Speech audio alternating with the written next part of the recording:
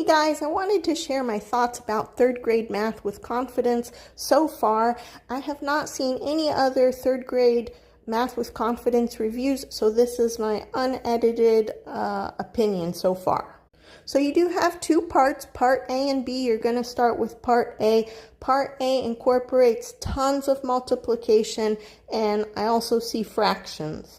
The book is separated into units. There's 10 segments in a unit. You're going to do 4 lessons per week. The 5th lesson is optional, but there usually is some sort of a worksheet that you can do.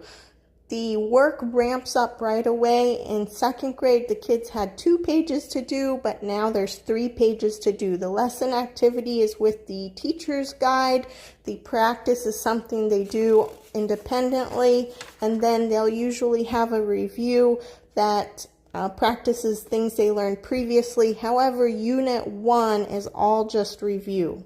Moving into Unit 2, you start learning multiplication right away, and they're going to start off with arrays. In 2nd grade, if you use the 2nd grade book, they practiced with arrays, so you're going to start doing some more practice there, and then you're going to go into learning the multiplication tables. And so interestingly, they start off with learning your multiplications of 2s because you're doubling, and then they do 1s and 0s, and then they do 5s and 10s, and then they continue from there.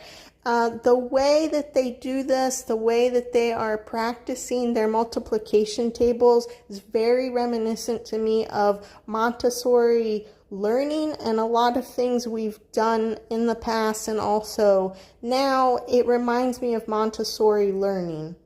There are fewer games, so we are in Unit 2 now, and we've only played 2 games, and I think there's a game to play tomorrow, so far we've only played 3 games.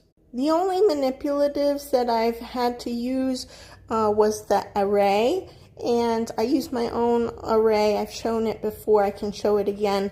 But here in lesson 2.5, you see they're bringing in these math cubes, so you may be using math cubes as your manipulative here. We probably won't. My daughter's pretty good about visualizing things on paper, but I also noticed there's a lot less manipulatives this time. Hope that helps, and I will keep you up to date, let you know if I see anything else interesting.